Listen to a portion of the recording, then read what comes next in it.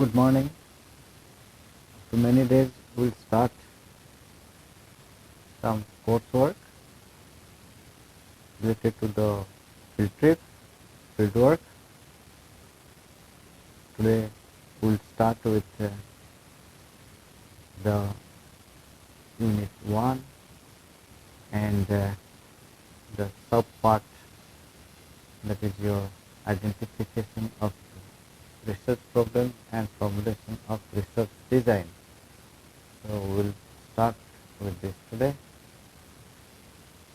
Then if you see the research problem, it's basically a way to explore or find out new things, new ideas, or a new methodology through investigation, field work, and deriving certain logical conclusions, or going to analyze with the help of the data that has been gathered in the field, as well as explaining the issues that has been picked up for study. Then research problem is basically or essentially a topic that is going to be selected by the scholar to address as well as to investigate or the study in the field, whether it is in a way describing the situations, describing the events, or going on experimenting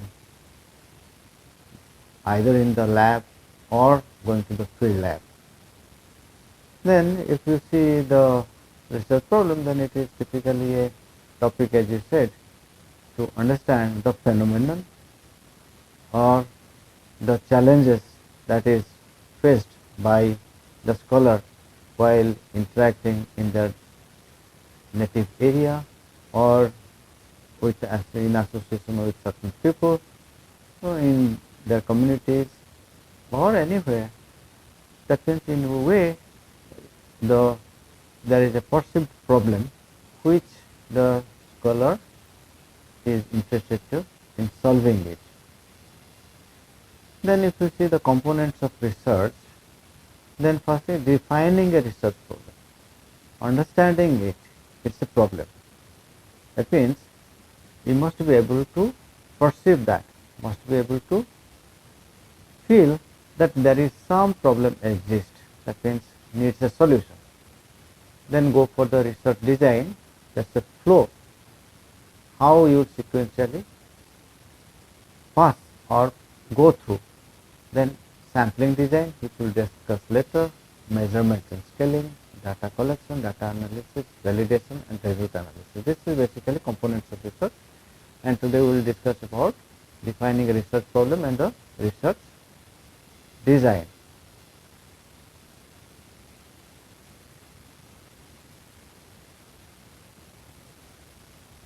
Then selection of research problem. Each scholar has their own intrinsic capability, that means what they have learned and what they understand, what they can handle, and their own interest, because everybody will not be interested in each and every topic, even if that bothers them. Say we cannot handle something on the physics or astrophysics or electronics. We see a problem there, but we cannot handle those things. That means that's our beyond our intrinsic capability.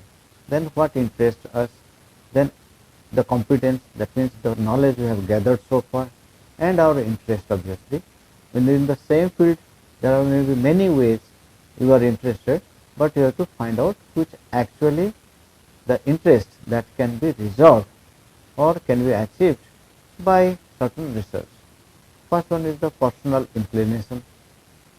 The chief motivation is the way through which you will be participating in the research. That means your own inclination. You are inclined to do it. You are interested to do it. Then resource availability. Everything is not under your control. Many are coming from far off places. They don't have sufficient money and accommodation, transport facilities to the fieldwork area, and also the time. So suppose this field trip and project work It is one semester, and we cannot take anything that requires more than a semester time. That means definitely we will not be able to appear for the end term exam. So we have to select a topic according to the time available with us. Then the relative importance. There are so many topics available, say healthcare, some demography, some economic aspects. You have to weigh out which one is immediate, which one is better suited to you, which is important as per your perception. In that way, we can sort out and prioritize the topics and select a theme. Then the researcher's own knowledge, say from the first semester through the second semester and third semester, you have been taught with many subdomains or subjects in the geography and practicals. So whatever you have learned, whatever you have gathered, the knowledge base, that will be helpful to you. You cannot think of something which is beyond your knowledge domain.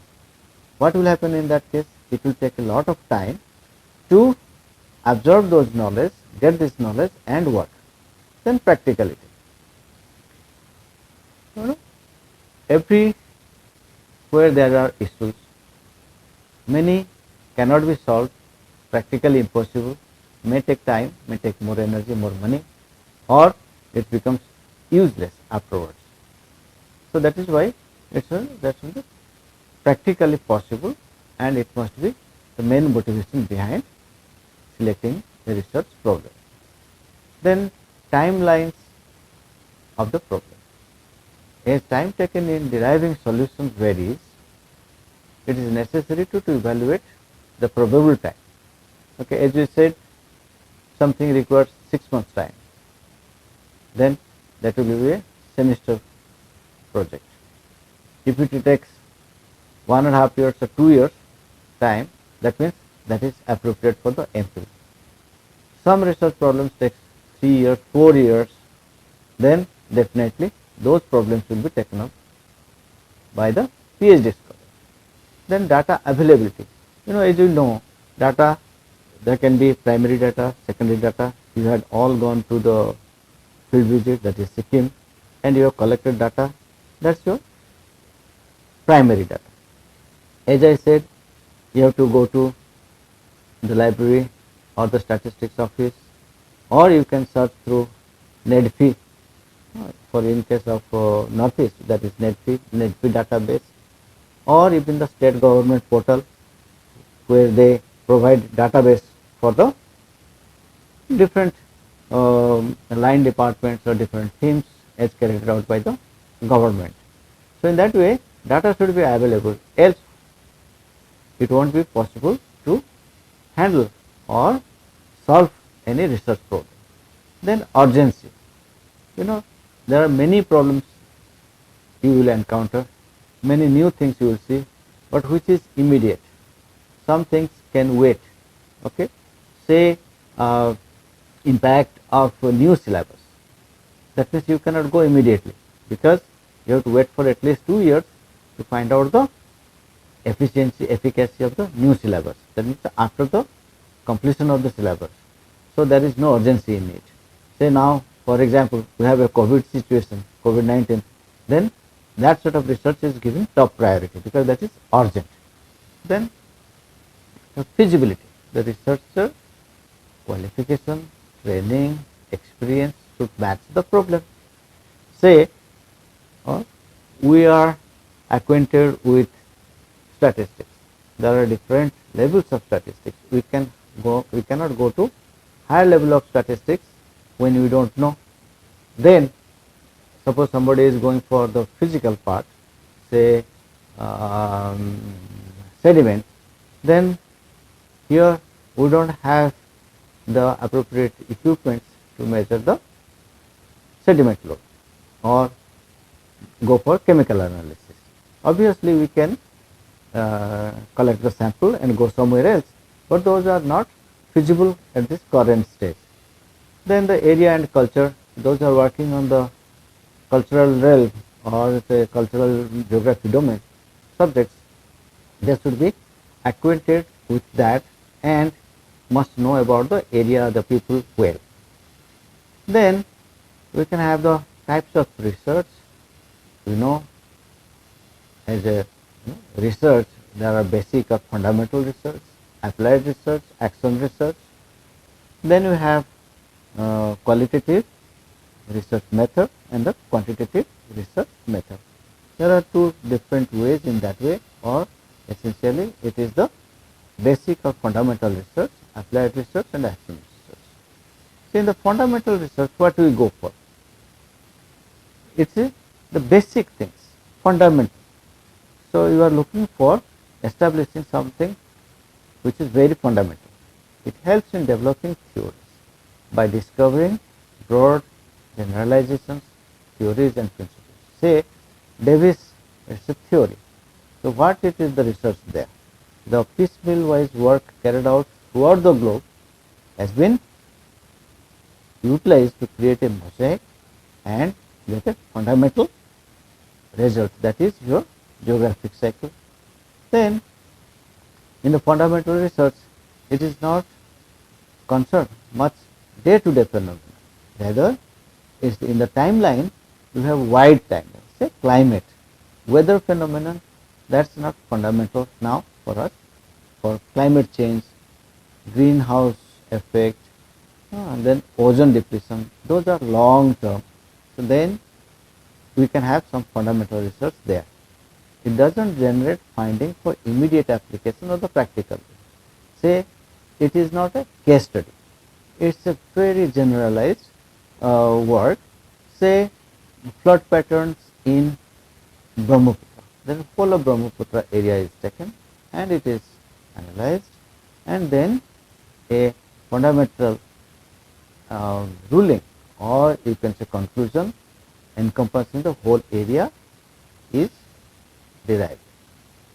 Then aims at a discovery of basic truth, the laws and general to answer the question why, what, how, like this, broader things, fundamental. Applied research is specific. Okay.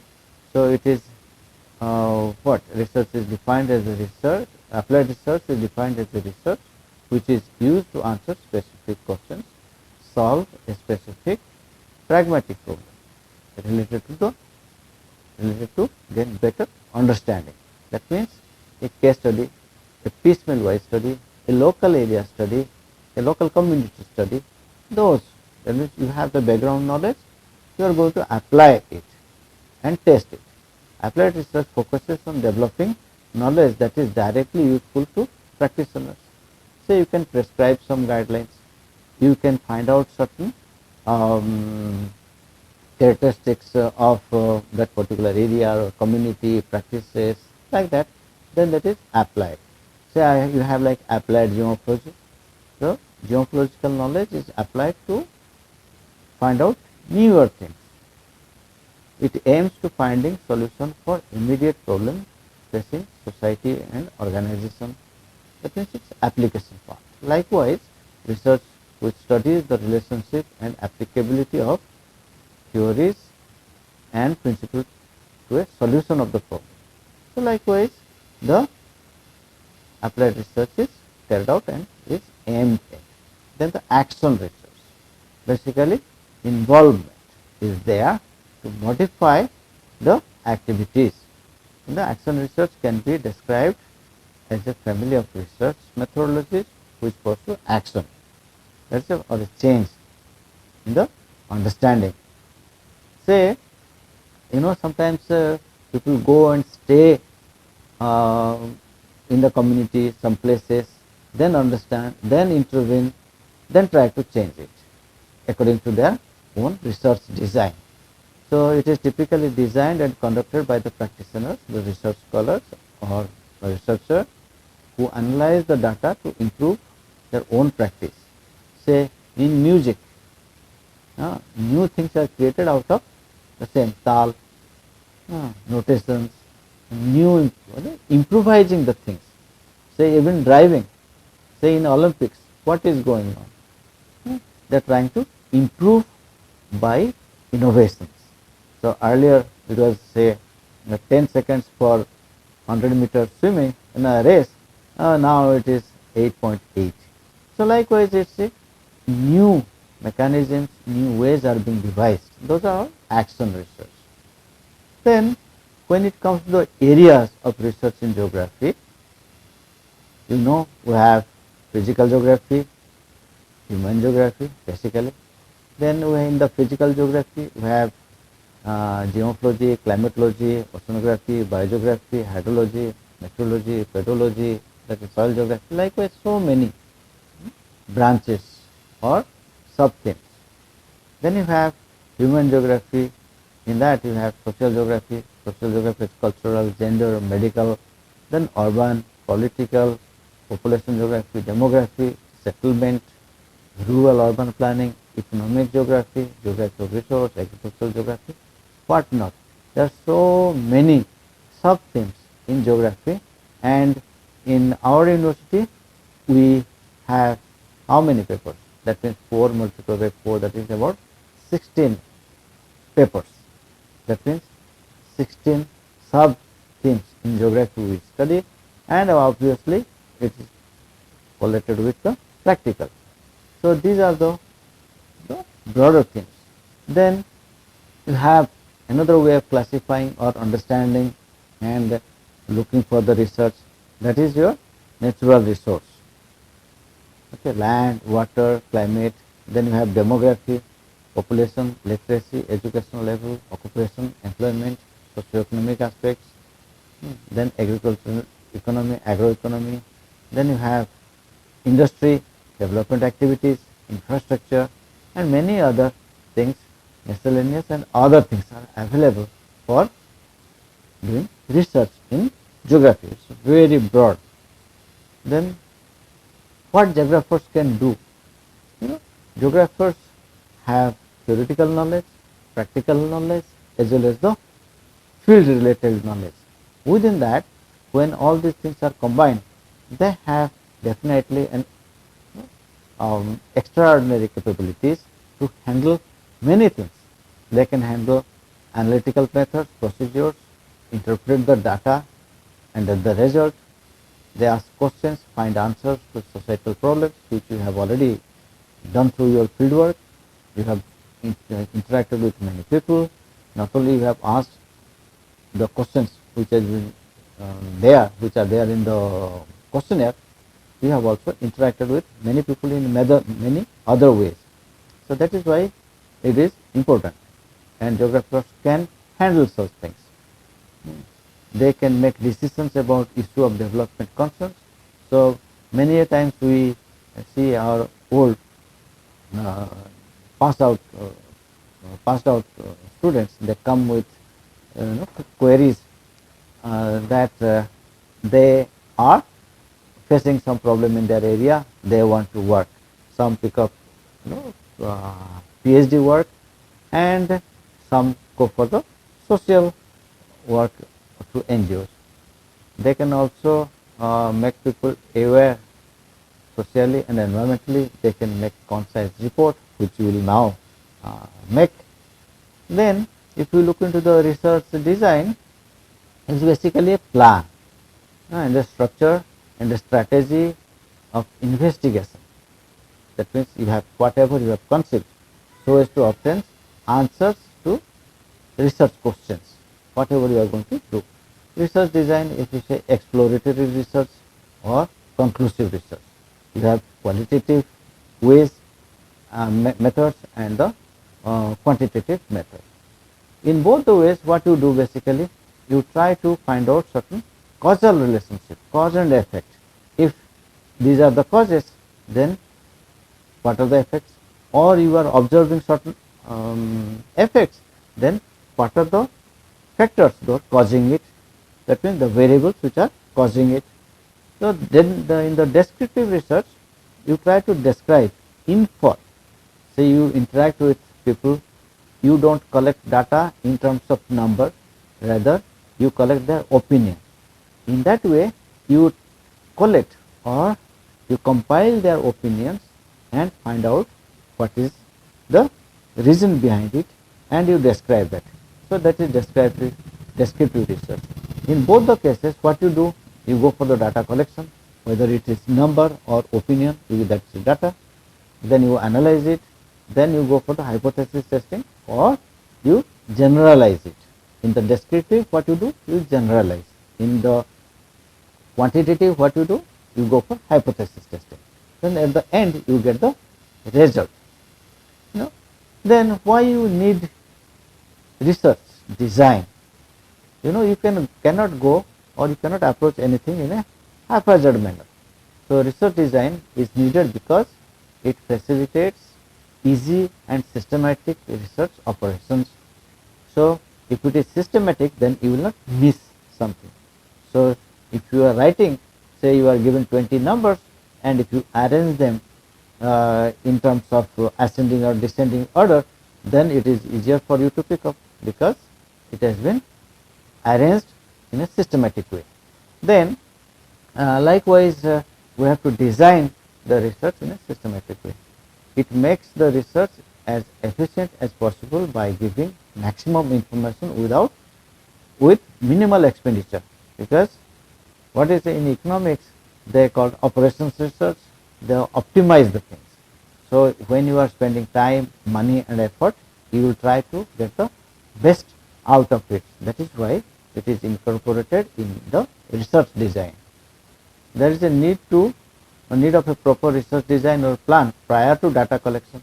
Suppose you are going to the field, that means there must be a plan. See, during the field work, what you got? You got a prepared questionnaire. But who prepared it? Say myself prepared it. That means I have thought what should be the variables, how the question should be asked, what should be the question asked, and what should be the time required to ask the questions, what are the possible answers I will get. So all these things are planned. Otherwise, what you will find? Something is missing. Then you cannot come back to your classroom or back to your hotel to change and go to the field again. So all these things are well thought out beforehand. Likewise, preparation of research design should be done carefully. If there is any minute error, then it will propagate. At the end, you may not achieve your objectives. And then design helps in researcher to organize their ideas, structure. Say, when we are studying something, sometimes we skip paragraphs, sometimes we pick up some collateral issues, but at the end, we try to write them systematically, one after another. So in a very coherent manner. That is the strategy. It's a good research design. In a good research design, all the components are arranged in a coherent manner. And data collection strategy also must fit with the research purpose. Suppose you are asking for the income, then you cannot mix up with many other things like marriage or festival or nearby market, like that. So income means their occupation, monthly or annual income, where they are employed. You can use the NSSO classifications as you have done in our questionnaire. So likewise, everything must be well thought of, and we must prepare a good strategy to work it out and collect data, so that it is easier for us to maintain a sequence of events. Okay, we will see. What is done first? Research domain. Basically, we are in the geography. Then in that, I have mentioned 8 or 9 broader things. Now that is your research domain. Say somebody has taken the economy, some taken education, some transport communication, some have taken in the physical part, so land use, some have taken like rainfall, climate, like that. Those are broad research domains. Then you have to identify a statement of the problem, what you want to actually to do within that broad. Likewise, for each themes, I had said 3 students in each theme. So that means within that broad theme, you have to find out one set of problem and work on it. So in a broad theme, there can be many perceived problems. So statement of problems will be different for all of you. Then literature review means creating or enhancing your background knowledge. So you understand what you want to do. Literature review, what has already been worked out, what is the gap area, what you want to work on, what you can improve upon. Okay. So identification of gap area, what you want to do basically. So that is the focus area. Then on the basis of that you will formulate the objective, what you want to do. Never take too many objectives, okay, because you have only 6 months time for your work. Then you will be taking few objectives, 1, 2, 3 maximum. You cannot or must not take 6, 7, 8 objectives as it is done in the PhD program. Then formulation of hypothesis or research questions. Okay, suppose you have sufficient database, then you can have the cause and effect relationship. You can think of that and you can go for hypothesis testing. So let's skip that, because hypothesis testing, that when you come across full length of research methodology, then we will discuss, because there are hypotheses like null hypothesis, alternate hypothesis, so many things are there. Or simply here we will go for the research questions, what you want to solve, what you have in your mind, the problem perceived, some association, say you have correlation, the relationship between two, then dependency, you can have regression analysis, we have already studied. Then there is a time series analysis, which we have already done. So likewise we will use simple statistical techniques, and we will try to answer certain research questions. Then identification of variables for data collection. We have a very good spectrum of data, like demography, then socioeconomic, their banking, then the surrounding environment, migration, and then the health, all these data we have. So we have collected data, and you are in the process of data tabulation. And when you are tabulating data, so be careful what you are putting in the column. So the data entry should conform to the column heading, what we want. Never put data of one column in another. That means the variables will have wrong data.